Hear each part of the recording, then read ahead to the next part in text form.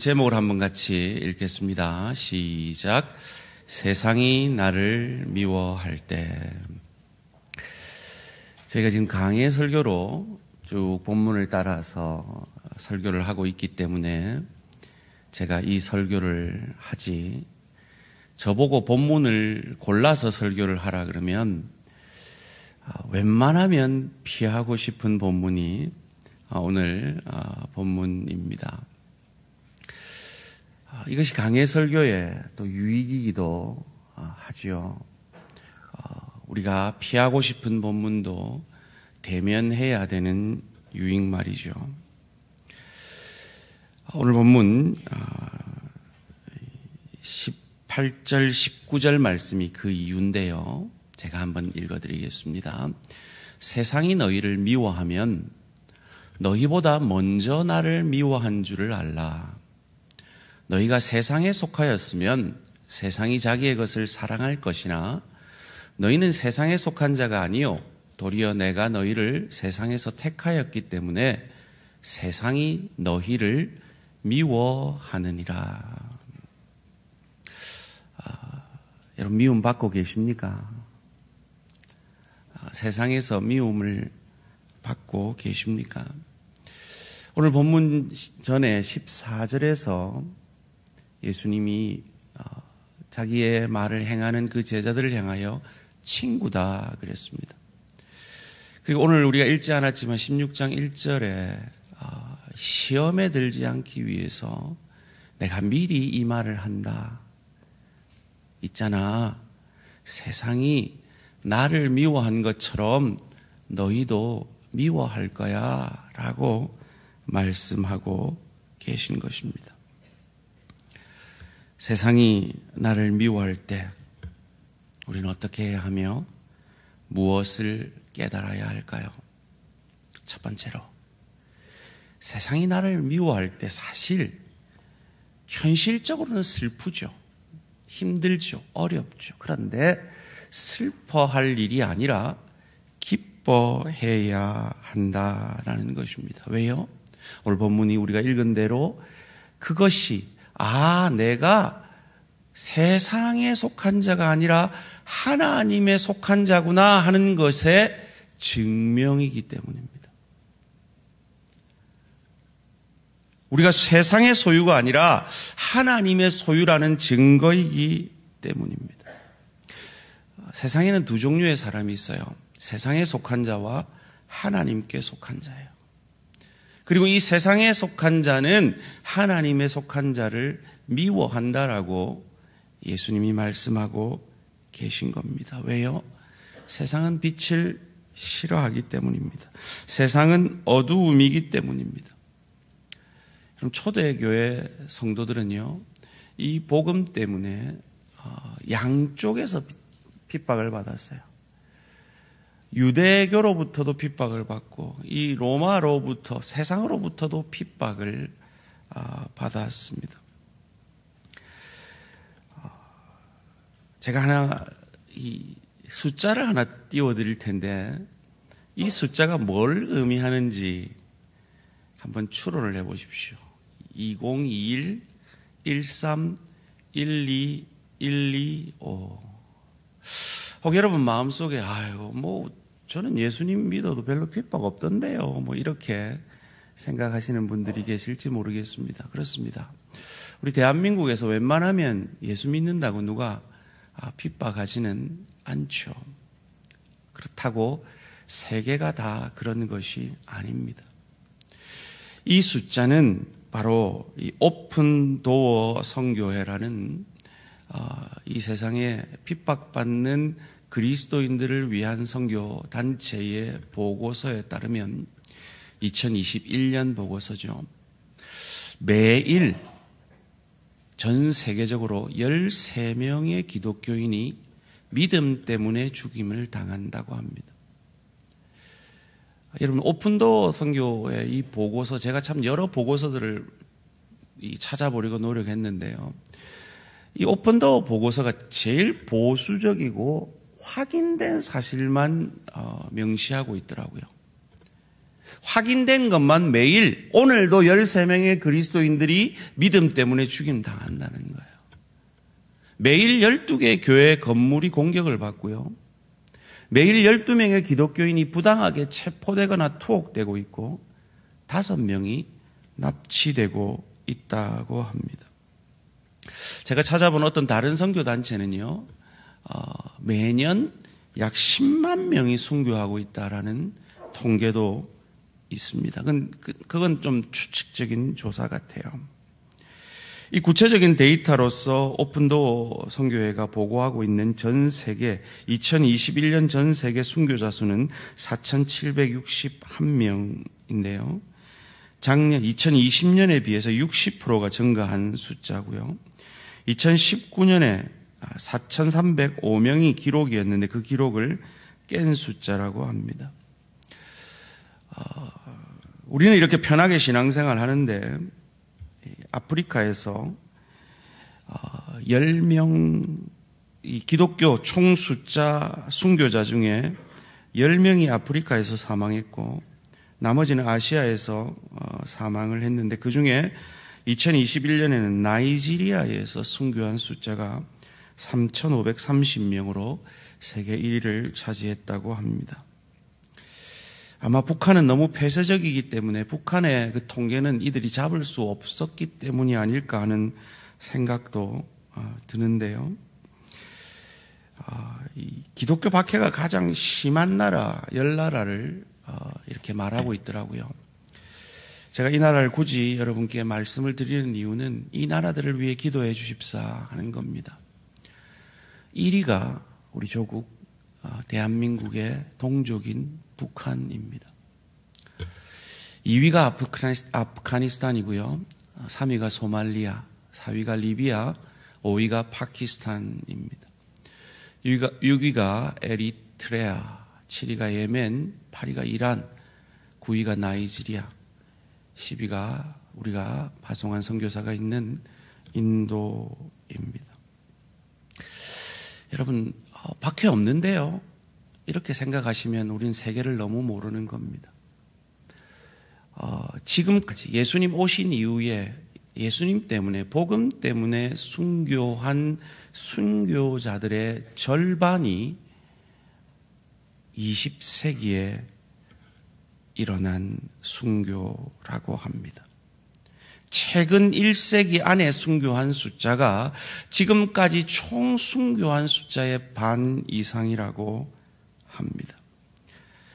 세계복음주의협의회 종교자유위원회가 20세기에 무려 1억 명이 복음 때문에 순교당했다라고 보고하고 있습니다. 이는 예수님이 예언한 대로죠.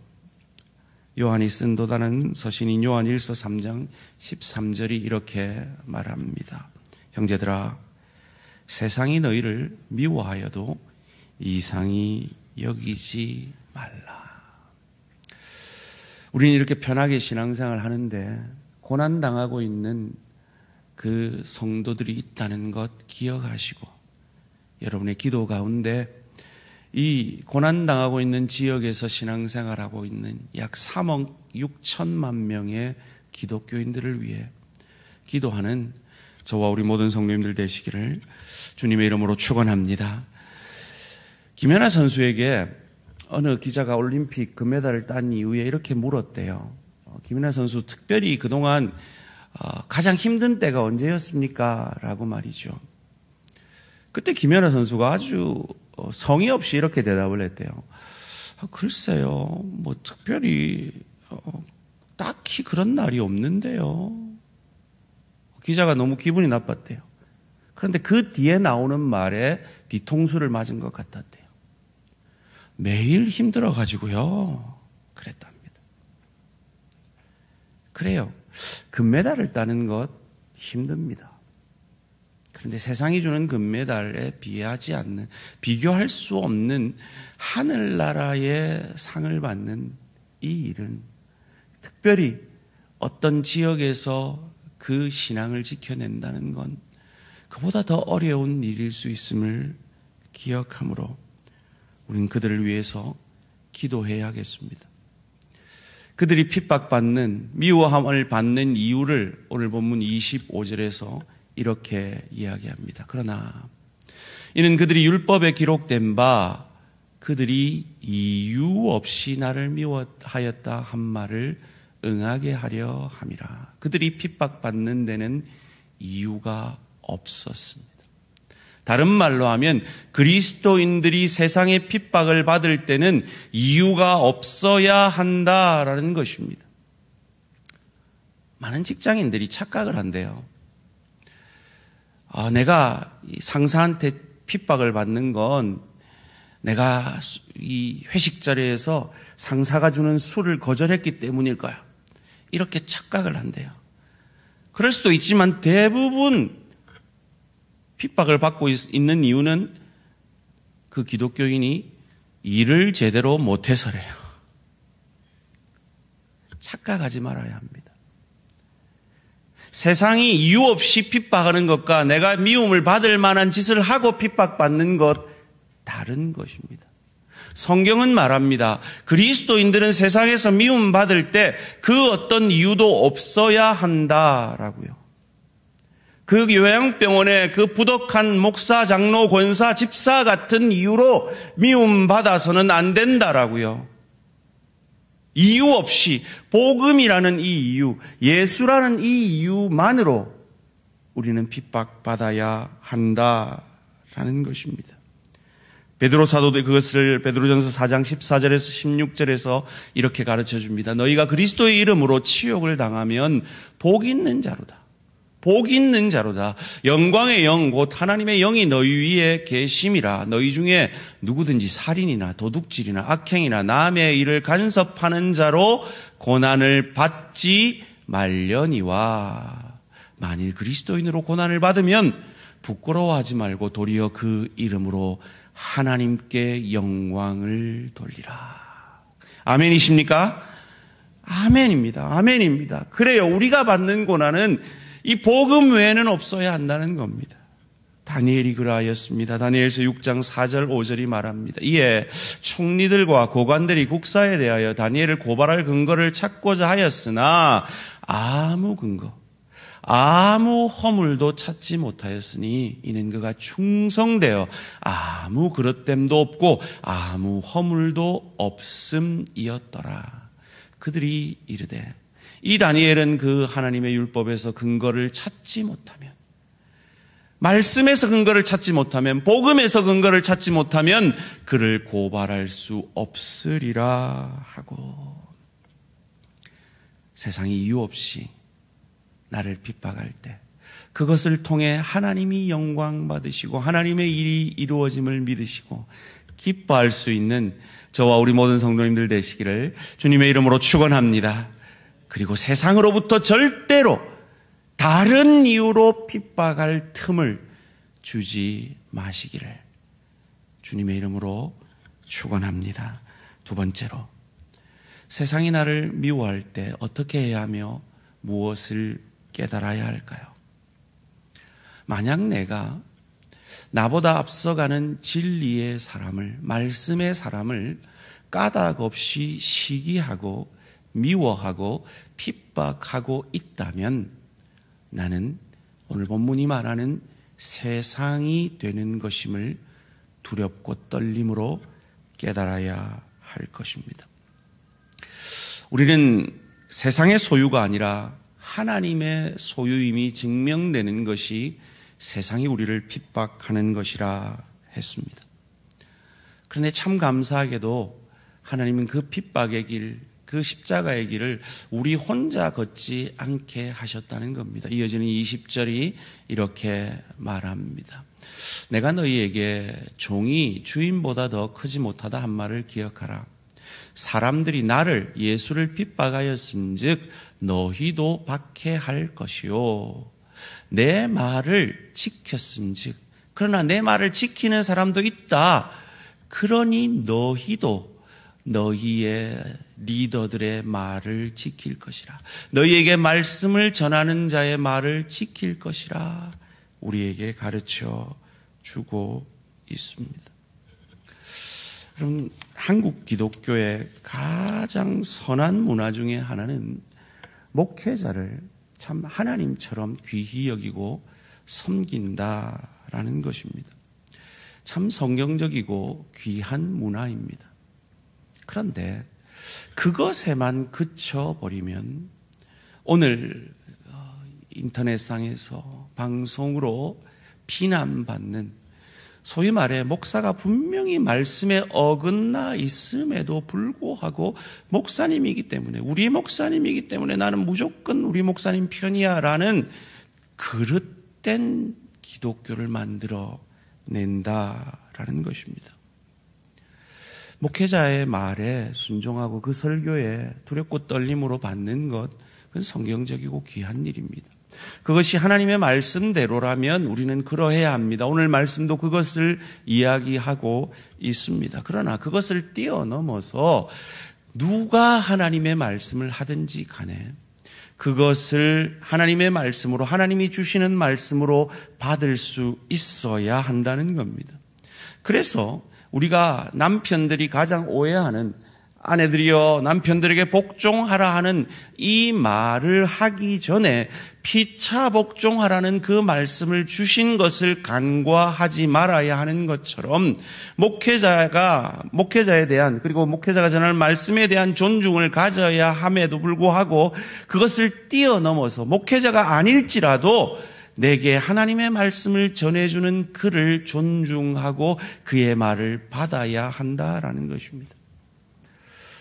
그래서 저도 우리 교육자 회의들을 할 때 제 의견도 있지만 우리 교육자들이 어떤 저와 다른 의견들을 낼 때 존중하려고 노력하고 때로 제 생각을 내려놓고 들으려고 노력합니다. 특별히 당에서는 우리 장로님들의 한 말씀 한 말씀을 저는 우리 성도 전체의 말로 받습니다. 하나님께서 기름 부어 세운 우리 장로님들을 통해서 부족한 제게 하는 말씀으로 저는 받으려고 노력을 합니다. 우리가 서로 그러해야 한다는 겁니다. 자신이 더 권위 있는 위치에 있다고 해서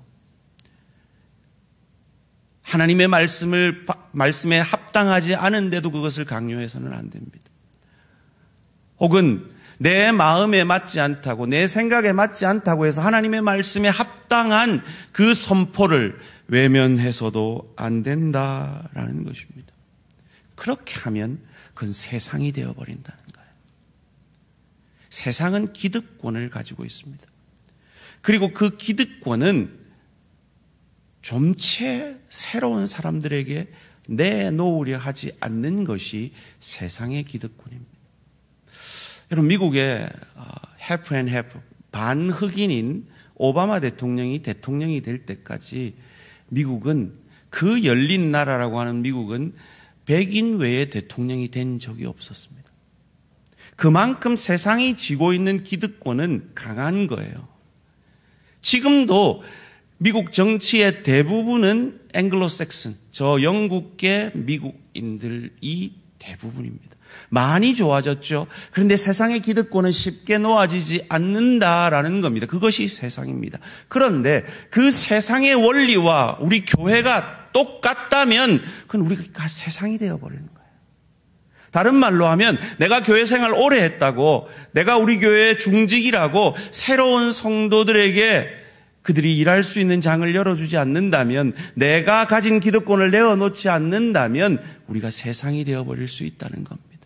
지난 시간 우리가 생각해 본 대로 나무는 어떻게 사랑한다 그랬습니까? 처음 나온 가지가 밑가지로 든든히 받쳐주고 새로운 가지들이 위에 올라가 활짝 날개짓을 할 수 있도록 만들어준다 그랬습니다. 소원합니다. 특별히 우리 교회에 오래 신앙생활 하신 우리 성도님들, 새로 오는 우리 새가족들에게 마음을 열어주시고 그들의 삶을 따뜻하게 맞아주시고 그들이 앞서 일할 수 있도록 그들을 격려해 주시고 그들이 앞서 일하고 칭찬받고 박수받을 때 함께 기뻐해 줄 수 있는 든든한 밑까지 되어주시는 저와 우리 모든 성도님들 되시기를 주님의 이름으로 축원합니다. 세 번째로, 세상이 나를 미워할 때 우리는 어떻게 해야 하며 무엇을 깨달아야 할까요? 만약에 내가 세상으로부터 미움받고 있지 않다면 어쩌면 나는 신앙을 타협하고 있으며 내가 마땅히 해야 될 그 신앙의 본분을 잊어버리고 있을지 모름을 깨달아야 한다라는 것입니다. 오늘 본문 21절에서 24절까지 말씀 한 목소리로 읽겠습니다. 시작. 그러나 사람들이 내 이름으로 말미암아 이 모든 일을 너에게 하리니 이는 나를 보내신 이를 알지 못함이라. 내가 와서 그들에게 말하지 아니하였더라면 죄가 없었으려니와 지금은 그 죄를 핑계할 수 없느니라. 나를 미워하는 자는 또 내 아버지를 미워하느니라. 내가 아무도 못한 일을 그들 중에서 하지 아니하였더라면 그들에게 죄가 없었으려니와 지금은 그들이 나와 내 아버지를 보았고 또 미워하였도다. 아멘. 21절을 다시 한번 띄워주십시오. 그러나 사람들이 내 이름으로 말미암아 이 모든 일, 즉 미움과 박해를 너희에게 하리니 이는 그들이 나를 보내신 이 하나님을 알지 못하는 어두움이기 때문이라는 겁니다. 22절에 내가 와서 그들에게 말하지 아니하였다면 뭐라고 얘기하셨습니까? 회개하라, 천국이 가까웠느니라.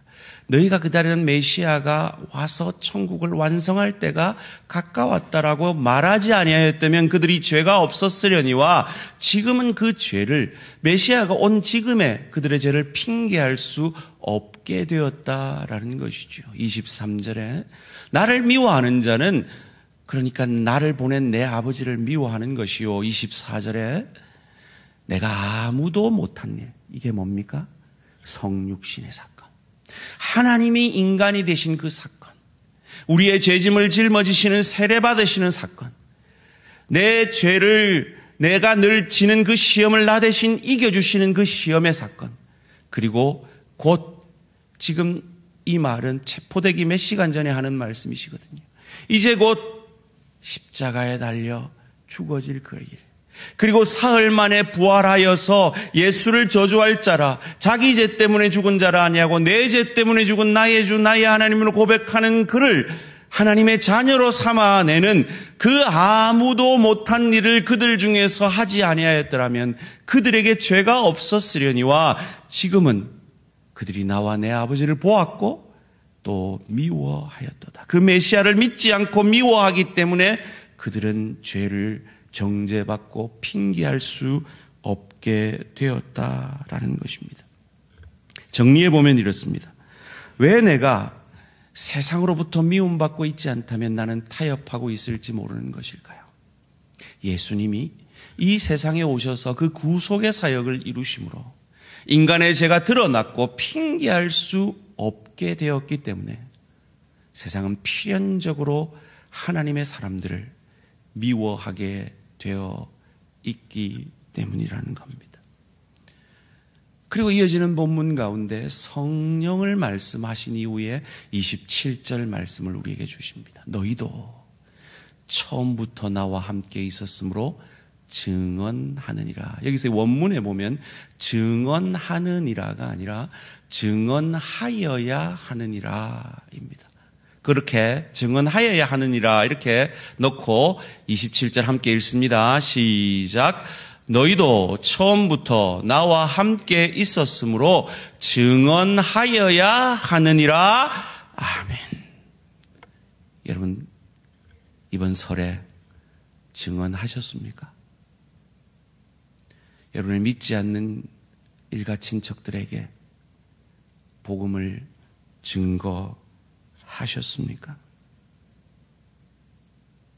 만약에 여러분이 전하셨다면 미움을 받았을지 모릅니다. 만약에 여러분이 담대히 전도하셨다면 박해를 받았을지도 모릅니다. 어쩌면 우리는 전하지 않기 때문에, 전도하지 않기 때문에 직장에서도 가정에서도 미움받지도 박해받지도 않고 있을지 모릅니다.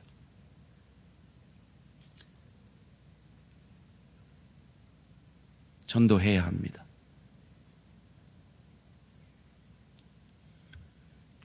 꼭 필요하면 말로도 전도해야 합니다. 이 말의 의미를 아십니까? 여러분 가정에서 여러분 때문에 예수 믿고 싶은 가족이 있어야 한다는 겁니다. 여러분 때문에 예수 더 잘 믿고 싶은 가족이 있어야 한다는 겁니다. 여러분 때문에 일터에서 저 사람 같으면 예수 믿었으면 좋겠다라는 마음이 들게 해야 한다는 겁니다. 최근에 어느 한 권사님으로부터 제가 참 귀한 간증을 들었습니다. 그분이 헬스클럽에서 어떤 젊은 분을 만났는데, 언니 같으면 내 예수 믿고 싶어요. 그랬대요. 그래가지고 그분이 전도됐어요. 신흥교회로.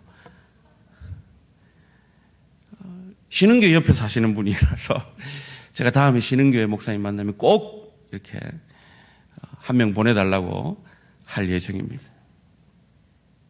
그래야 한다는 거예요. 그런데 그것만 있는 게 아니라요, 반드시 미움받아요. 박해를 받아요. 여러분, 세상 사람들은요, 우리 안 보는 것 같죠? 우리를 유심히 보고 있습니다. 여러분, 세상에 목사의 허물, 교인들의 허물 이렇게 드러나면 기자들이 그거 가만 안 놔두죠. 막 교회가 어떻니, 목사가 어떻니, 막 까발리기를 좋아합니다. 왜 그런지 아세요? 그들은 두렵거든요. 저들이 믿는 게 진짜일까봐 두려운 거예요. 그래서 저들이 믿는 게 가짜여야 하는 거예요. 그래서 까발리는 거예요. 그래서 자기들이 좀 안심하고 싶은 거예요. 그런데 우리가 믿는 게 진짜다, 어떻게 저럴 수 있지라는 그 말을 그들의 입에서 하는 순간 그들은 두려워할 수밖에 없어요. 진짜면 어떡하지라는 두려움이 그들에게 있거든요. 영상을 하나 같이 보겠습니다. There's a true story of a small village in India. And in this village, there was this family that came to a saving faith in Jesus Christ as Savior and Lord. This agitated the village so much, and everybody became so upset that an angry mob gathered and shoved them into the public square. The village chief confronted them, and he said to the man, "If you and your family will not recant your faith, you all will surely die." The man didn't know what to say or what to do.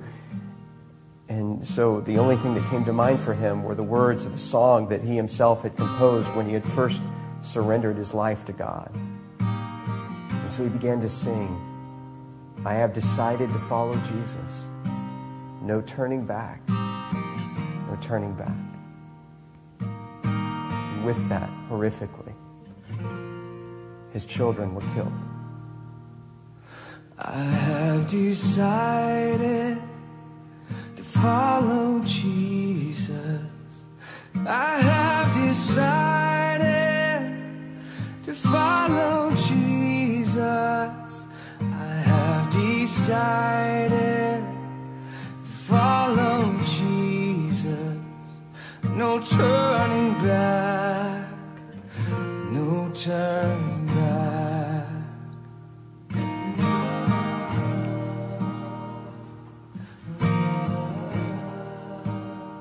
He was given another chance, this time with his wife's life on the line.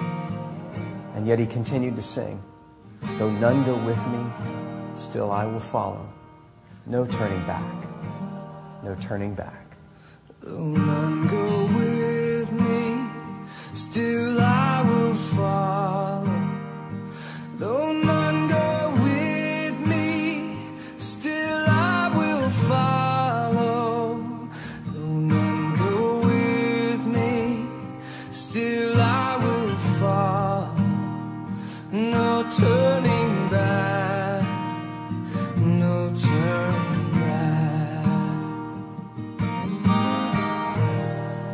After her tragic death, he was given one final opportunity, this time to save himself. And yet he continued to sing. Cross before me, the world behind. The cross before me, the world behind me. The cross before me, the world behind me. No turning back, no turning back.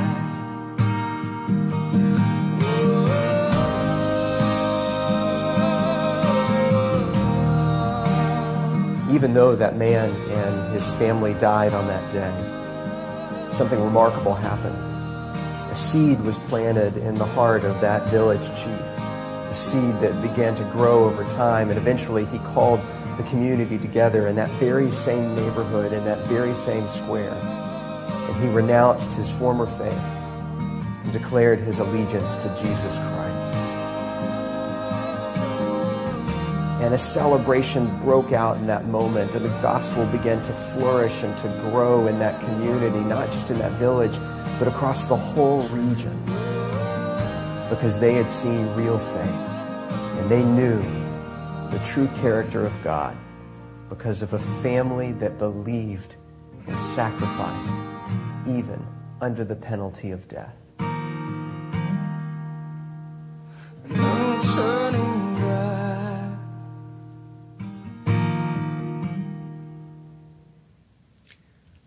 인도의 선다싱이라는 그 성자를 통해서 일어난 실제 이야기입니다. 왜 그 마을이 변화됐을까요? 진짜를 본 거죠. 세상은 왜 우리를 미워합니까? 목적이 다르기 때문입니다. 소교리 문답 1문은 이렇게 묻습니다. 사람의 제일 되는 목적이 무엇인가? 사람의 제일 되는 목적은 하나님을 영화롭게 하는 것과 영원토록 그를 즐거워하는 것이다. 그리고 하나님이 가장 영광을 받으시는 건 한 영혼이 주께 돌아오는 것이며 그것을 통해 우리는 그를 즐거워할 수 있는 것입니다. 그런데 세상의 목적은 자기 영광과 자기 즐거움이기에 우리를 핍박하는 것입니다. 우리를 미워하는 것입니다. 마치 처음에는 예수님께 열광했지만 예수님이 자기들의 뜻을 이루는 정치적 메시아가 아니라 영적 메시아인 것을 알고 호산나를 외쳤던 그 동일한 입술로 십자가에 그를 못 박으라고 외쳤던 것처럼 말이죠. 그런데 그건요, 세상만 그럴 수 있는 게 아닙니다. 종교도 그럴 수 있습니다. 쯔빙글리라는 유명한 신학자가 있습니다. 그는 신부였습니다. 스위스 지리의 한 신부였습니다. 신부님들은 참 편하대요. 52주 동안 저기 바티칸에서 내려온 그 설교를 그대로 읽으면 된대요. 저 사실 이번 주 설교 준비하는 거 진짜 어려웠거든요. 월요일도 쉬지 못하고 고민하고 본문이 너무 힘들어서. 근데 신부님들은 참 편하더라고요. 근데 이 쯔빙글리는 그 말을 어기고 성경을 강해하기 시작합니다. 바티칸으로부터 미움을 받게 되었죠. 사순절이 되면 가톨릭 교도들은 절대로 고기를 먹지 않습니다. 근데 프로샤우어라는 친구의 집을 갔던 이 쯔빙글리가 그곳에서 안타깝게도 소세지를 먹어버립니다. 이게 그 유명한 The Affair of the Sausage, 소세지 사건이라는 겁니다. 소세지 먹은 것 때문에 그 친구가 벌금형을 받고 그것 때문에 스위스의 종교개혁이 일어났습니다. 그렇습니다. 권위자라고 반드시 옳은 것이 아닙니다. 말씀에 어긋난다라면 그 말씀에 어긋남을 말씀할 수 있는 그것이, 그리고 그 말을 들을 수 있는 것이 참 말씀에 신실한 자의 삶인 것입니다. 율법의 본질이 뭡니까? 하나님을 사랑하고 이웃을 사랑하는 것입니다. 우리가 세상을 가장 사랑할 수 있는 것이 무엇입니까? 그것은 복음입니다. 그들에게 복음을 전해주는 것입니다. 그런데 복음을 전하면 우리는 핍박받고 미움을 받게 될 것입니다. 그래서 오늘 본문 전에 기도해라, 내가 그 기도 들어줄게를 계속 강조하고 계신 거예요. 기도하라고요. 믿지 않는 내 가족을 위해 기도하라고요. 제가 언젠가 인용했던 울꽃이라는 시를 마지막으로 인용하고 말씀을 맺고자 합니다. 한번 같이 읽어볼까요? 시작. 할머니 어디 가요? 예배당 간다. 근데 왜 울면서 가요? 울려고 간다. 왜 예배당 가서 울어요? 울 데가 없다. 사랑하는 성도님들, 여러분 믿지 않는 가족과 믿지 않는 친지들을 위해 울고 계십니까? 그들에게 당한, 복음 전하다가 모욕당한 그것 때문에 그 아픔을 울음으로 하나님 앞에 올려드리고 계십니까?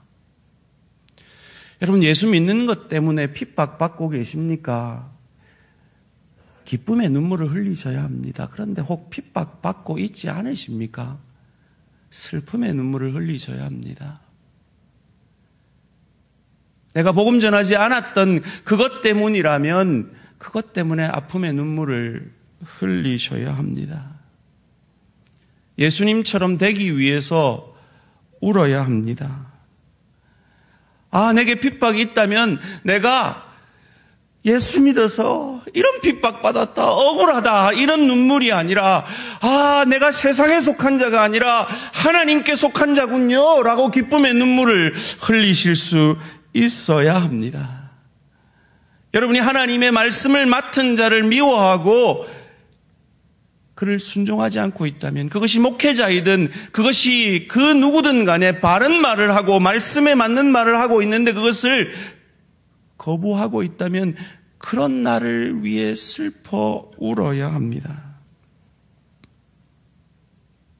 이번 명절에 친척에게 전도하지 못한 나를 위해 울어야 합니다. 그때 하나님 그 기도를 들으시고 행하시겠다고 약속하십니다. 그런 하나님의 뜻에 합당한 눈물이 있는 저와 우리 모든 성도님들 되시기를 주님의 이름으로 축원합니다.